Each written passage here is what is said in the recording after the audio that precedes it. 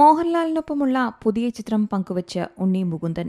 L four love എന്ന ക്യാപ്ഷനും അദ്ദേഹം ചിത്രത്തിന് നൽകിയിട്ടുണ്ട്. എംബ്രോയിഡറിയുള്ള വൈറ്റ് ഷർട്ടുകളാണ് ഫോട്ടോയിൽ ഇരുവരും ധരിച്ചിരിക്കുന്നത്. അതേസമയം മുൻ മാനേജറെ മർദ്ദിച്ചെന്ന കേസിൽ ഉണ്ണി മുകുന്ദന്റെ മുൻകൂർ ജാമ്യ ഹർജി എറണാകുളം ജില്ലാ കോടതി ഇന്നലെ തീർപ്പാക്കിയിരുന്നു.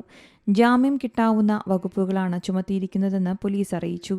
പോലീസിന് അന്വേഷണവുമായി മുന്നോട്ടു പോകാമെന്നും കോടതി വ്യക്തമാക്കി. നേരത്തെ കേസിൽ ഗൂഢാലോചന ആരോപിച്ച് നടൻ ഉണ്ണി മുകുന്ദൻ സംസ്ഥാന പോലീസ് മേധാവിക്ക് പരാതി നൽകിയിരുന്നു. ഡിജിപിക്കും ക്രമസമാധാന ചുമതലയുള്ള എഡിജിപിക്കുമാണ് ഉണ്ണി മുകുന്ദൻ പരാതി നൽകിയത്. അതേസമയം വലിയ വാർത്താ പ്രാധാന്യം നേടിയ സംഭവത്തിൽ വിശദീകരണവുമായി ഉണ്ണി മുകുന്ദൻ നേരത്തെ രംഗത്ത് വരികയും ചെയ്തു.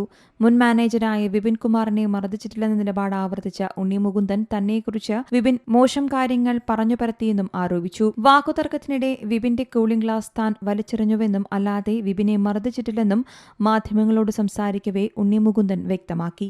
2 ആഴ്ച മുൻപ് ഒരു അറിയാത്ത നമ്പറിൽ നിന്ന് ഒരു വനിത തന്നെ വിളിച്ചിരുന്നുവെന്നും അവർ വിപിനെക്കുറിച്ച് പല കാര്യങ്ങളും വ്യക്തമാക്കിയെന്നും ഉണ്ണി മുകുന്ദൻ വെളിപ്പെടുത്തി.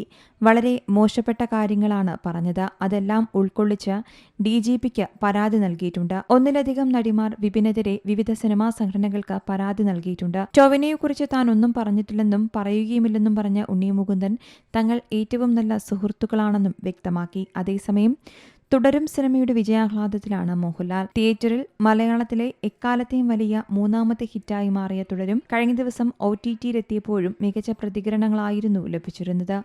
ആഗോള ബോക്സ് ഓഫീസിൽ നിന്ന് 260 കോടിക്ക് മുകളിൽ നേടിയിരുന്നു ചിത്രം.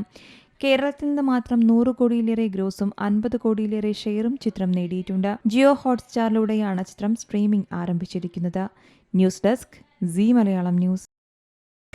പുതിയ വാർത്തകളും വിശേഷങ്ങളും ഇനി വിരൽ തുമ്പിൽ. എല്ലാ ഡിജിറ്റൽ പ്ലാറ്റ്ഫോമുകളിലും ഇപ്പോൾ സീ മലയാളം ന്യൂസ് ലഭ്യം.